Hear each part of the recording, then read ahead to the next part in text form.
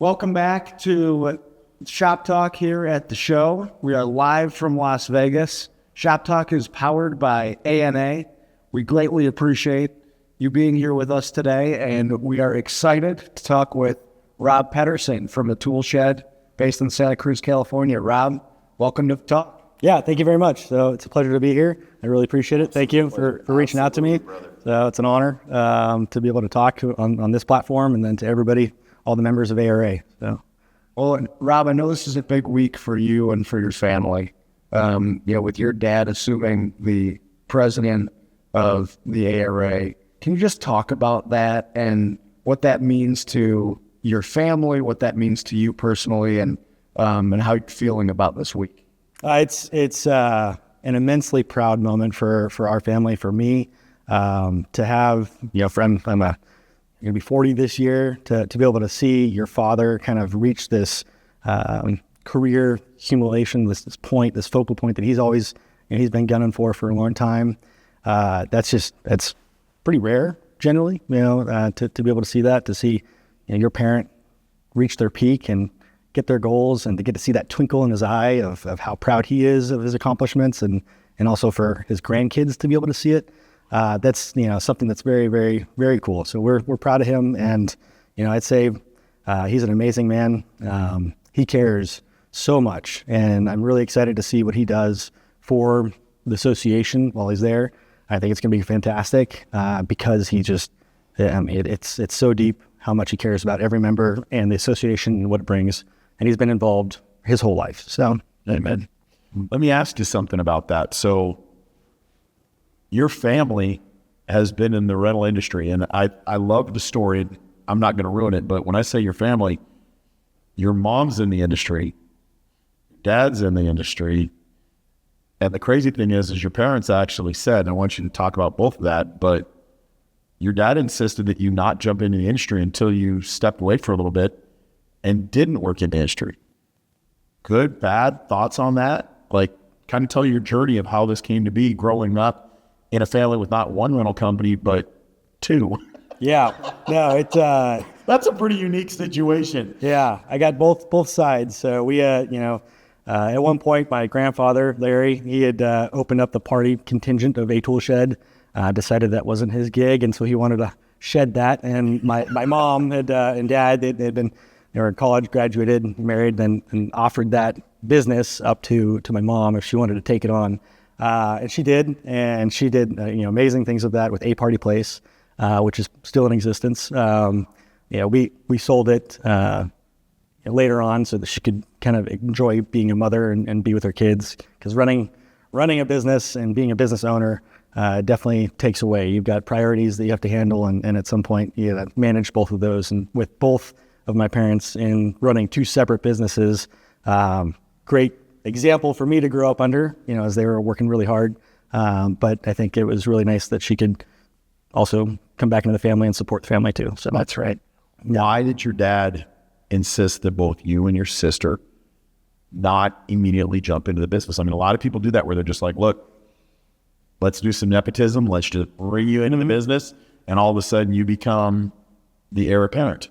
Why did they insist? And more importantly, what did you learn by not jumping into the industry, but stepping away? What did you learn that you brought in that you don't think you would have got if you were on the front lines every day? Yeah, I think, so he didn't necessarily insist, but it was definitely very apparent that he didn't want us to feel that we were forced to jump into the company.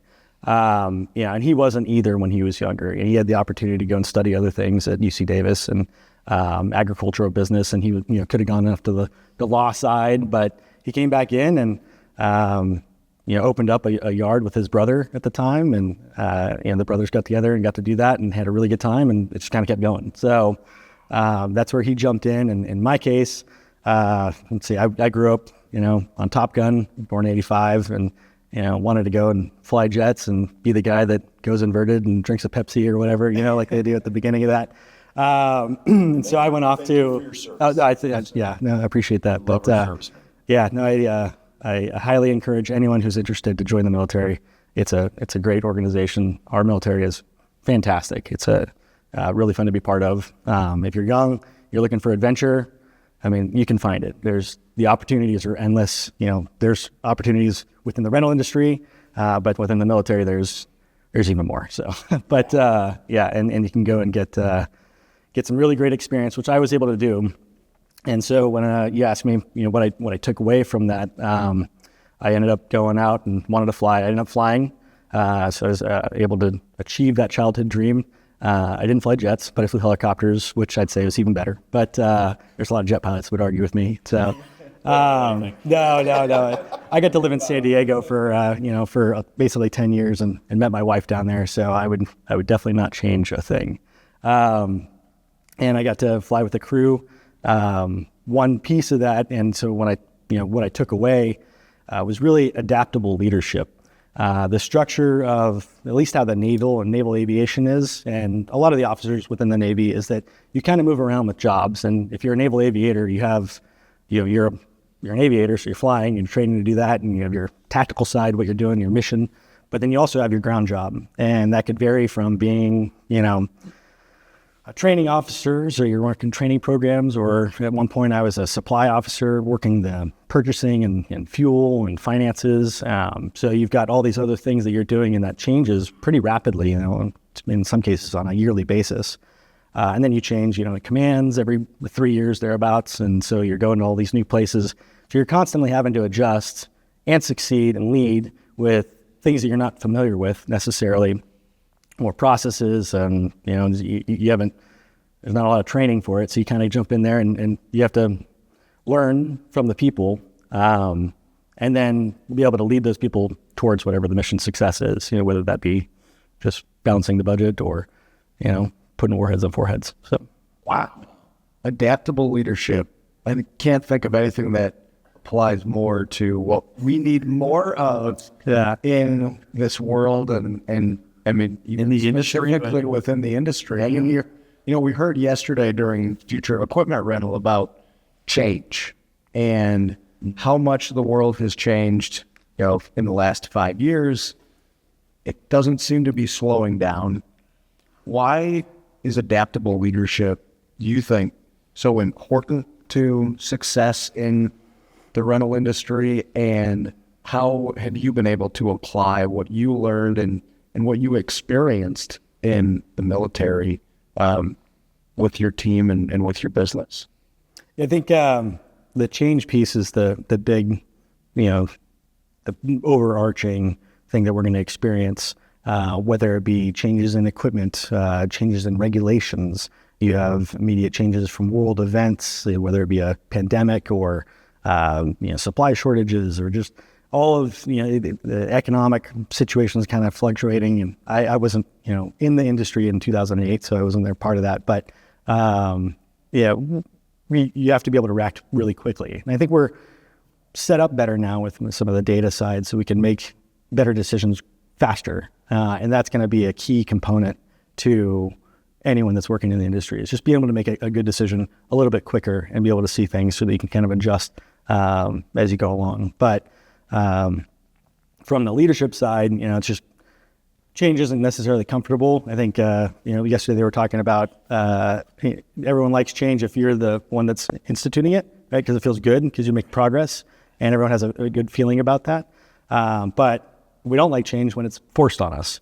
And there's a lot of things that happen. I mean, in my case, I jumped in, and it was late 2019, jumping into the industry, having a really good time.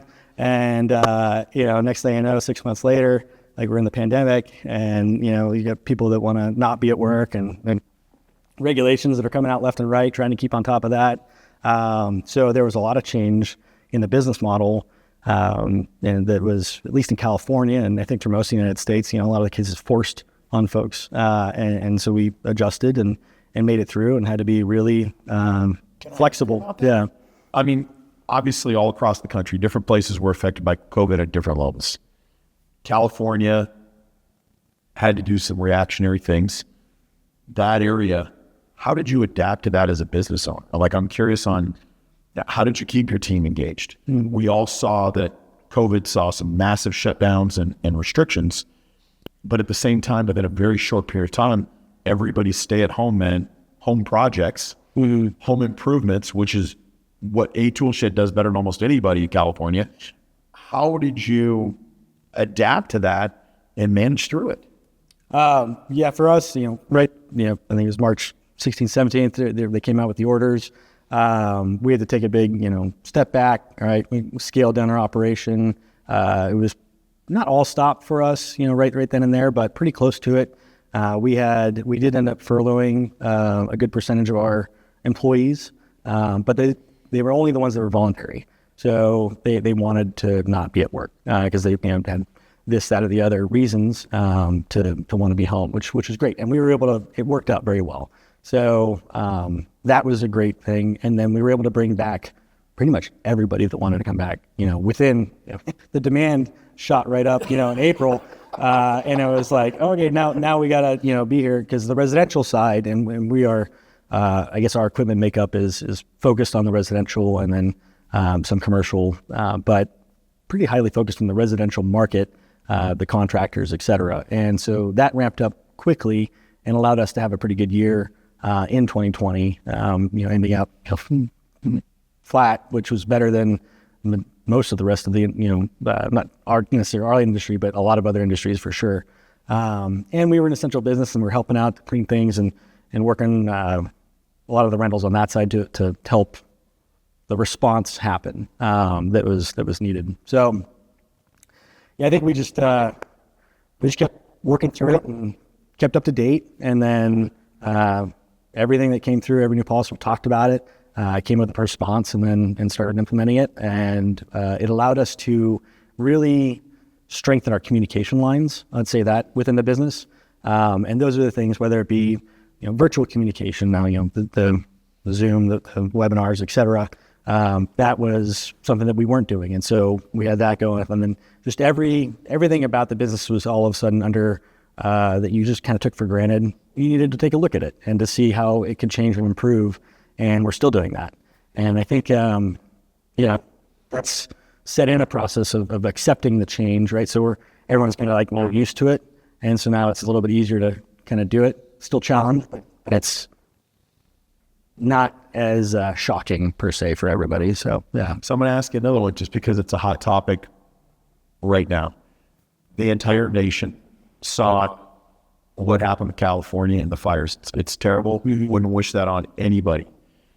And as these emergencies happen, we've all saw hurricanes that happened this year or last year, the fires happened this year, these big impactful things.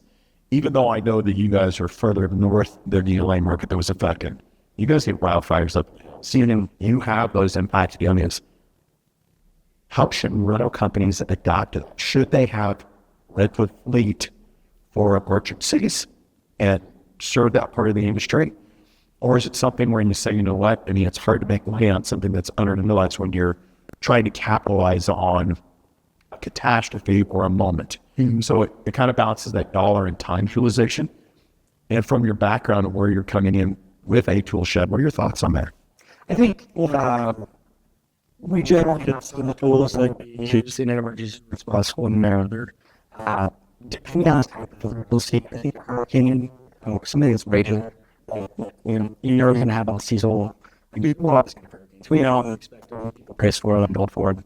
Wildfires, it's kind of a lot. It's just, and you can prepare for it. And fire escaping, we have been for a long time in California. I mean, all the cabins up in the Sierras, they've been for a long time. Now it's moving down into, you see a residential area in Los Angeles, or you see something like, in Maui. That's just a shocker. You just don't think of metropolis is burning down, and so it's a real eye opener.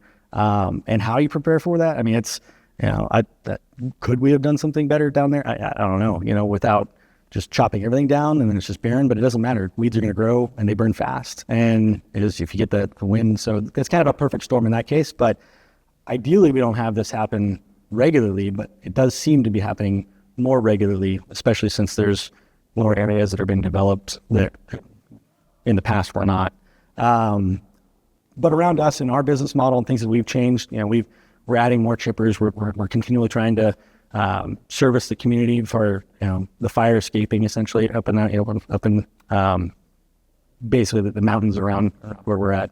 And they've been doing that for years. So, but now with insurance rates going up as much as they are, and the requirements to get insurance, we've already seen it. We've had, it's been crazy that this January has been very dry, as we know in California, but our chippers have been extremely busy. So people are taking action and trying to get ahead of it where they can. So that's where we're starting to see some of that shift. We'll be buying some more here at the show and break out orders in, et cetera. But I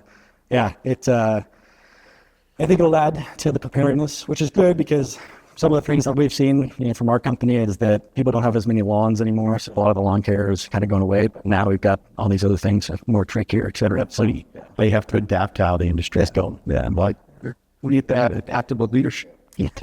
so school. that was a really good segue. You timed that one perfectly. Speaking of adapting, so you mentioned at the outset this succession that is happening in your business, and you taking on more responsibility, and and your father, who has been leading the business, stepping into the ARA as the president, and a lot of demands and responsibilities that come with that.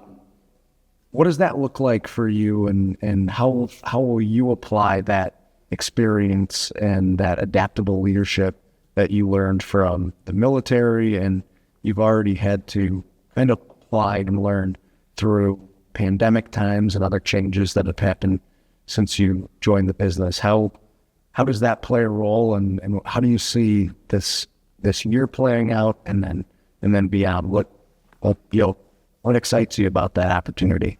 Yeah, I mean, opportunity for me to step up there and into that position, which will come, probably in a few years. So we've got it's still a few year plan, but he's definitely going to be tied up with ARA stuff, and has been tied up with ARA stuff for quite a while at his, the SIG chair, et cetera. And so that's good. And I feel that I've demonstrated my ability to step into it. I know he has full confidence in me, which is good. And I know the team has full confidence as well. And we've got a great team. So I think that's another piece. Like I definitely couldn't say it's me by any means, and it never has been.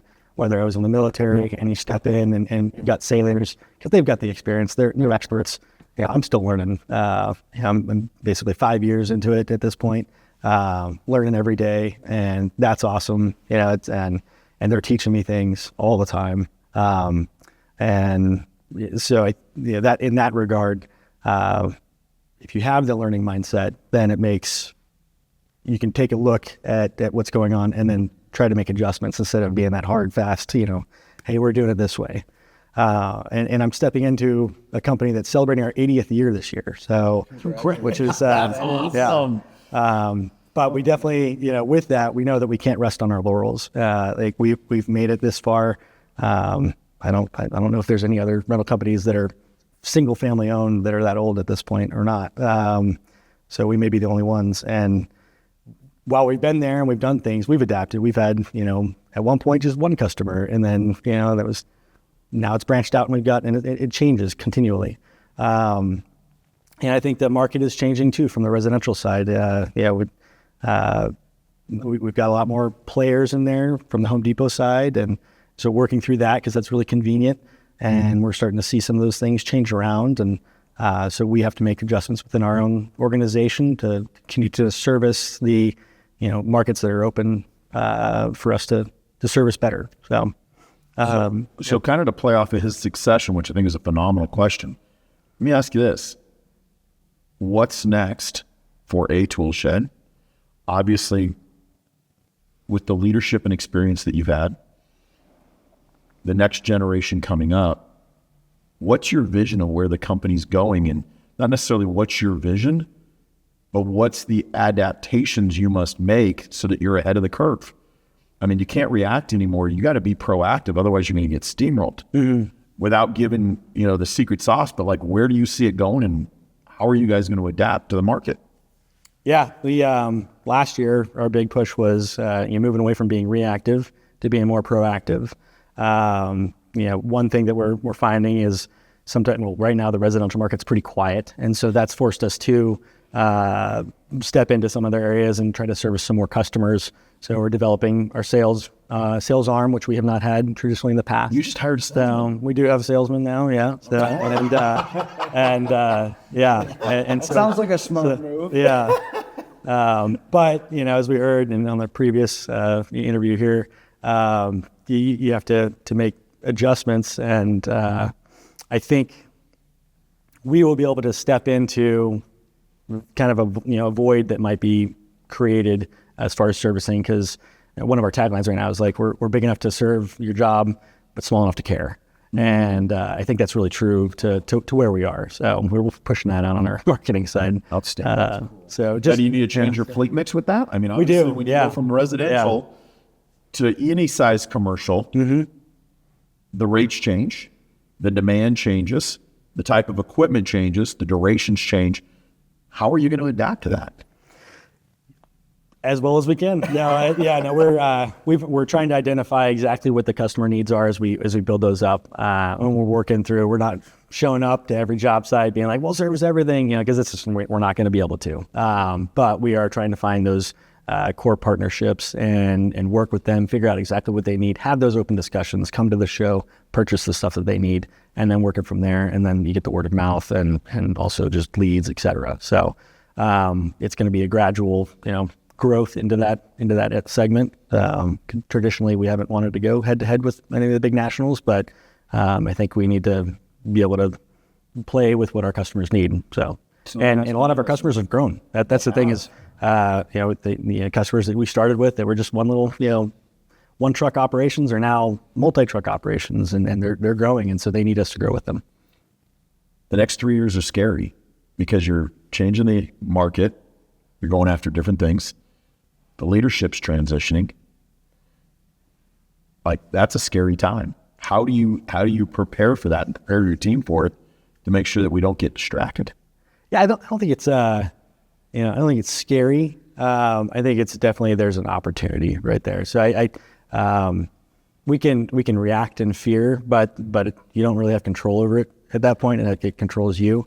And so looking at it, I feel really good about this year, kind of a rebasing year. I feel really good about where we're at as an organization, and what's going to come in the next couple of years. So, yeah. Sounds like you have the right mindset going into. That's right. Call it a 3 to 5 year period that's going to involve a lot of change for your business, for your family, for yourself, personally and professionally. And I think we heard a lot of that yesterday, that mindset is critically important. And you said something that stands out to me, and it's focusing on what you can control. And one of the things that you said that's within your control is the way that you're making equipment buying decisions is by talking to and listening to your customers and partnering with them. So, kudos to you for taking that approach. That's right. Because not everybody does that, and it doesn't always work out very well when you skip some key steps like that. Mm-hmm. So, is this, kind of along the lines of what Elliott asked, and what you said about this being an opportunity this year, you're going to be asked to do more because your dad, who's still the president of the company, is going to be spending more time away from the business.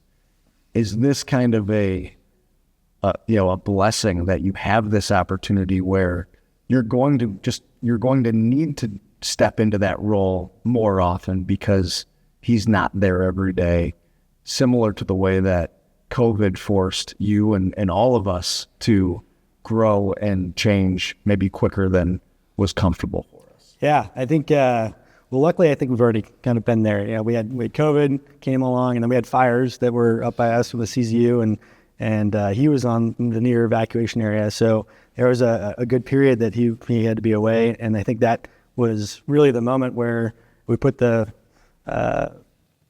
test out there to see. And so I was running most everything then, and what we're going to be doing now. And we've been doing that for quite a while. He's got a lot of experience, and he's always a phone call away. So I can still leverage that. But yeah, I think we're well set up. in his absence, and yeah, we're comfortable with that. So my question to that is as somebody that's coming in, you have young kids, how hard is it to get a great work-life balance knowing the demands of the rental industry? I'd say for me, that's probably the greatest challenge, is working the work-life balance. I've got a very supportive wife. She works full-time, and I've got 2 amazing kids, and I love them to death. But I could also, just work and continue on with that. So trying to work those things, they both have demands. I'm still learning about it. I think anyone is always learning about that, trying to meet both. But working on compartmentalizing, setting the boundaries where you can. It's hard to do as a business owner, but it's also hard to do as a parent. And so it's just, it's always about choosing, the priority at the time. Go back into, the Navy side. I mean, you train for this, and as a naval aviator, you train for emergencies. And in every one of those cases, you have to make very quick decisions on what the priority is. And that extrapolates over to your family life and your business life, whether it's in the rental industry or not. But yeah, it's an extreme challenge, especially today, because, the access to information, what you can find, like what you want to have your finger on, it's so large. And then you get dashboards and things that helps to streamline it down so you can help to make quicker decisions, et cetera. So always leveraging the technology, leveraging your people, trying to delegate as much as you can, allow people to elevate, where they're coming from so they can step up into roles. And that's really rewarding, and not taking it all upon yourself. So using the team. So I love that. Yeah. Thank you for being part of the ARA family. Yeah. Thank you for the contributions. Thank you for giving us your father as the incoming president. We are genuinely grateful and excited, and appreciate everything you do. Thanks for spending the day with us. Of course. Thank you for having me, Rob. Thank you very much for your time today, and thank you for being a leader for all of us in the industry as we move into this next generation. Likewise, too, and congratulations. Yeah. Well, and thank you all for joining us. This is Shop Talk here at the show, live from Las Vegas, powered by ARA. Thank you very much.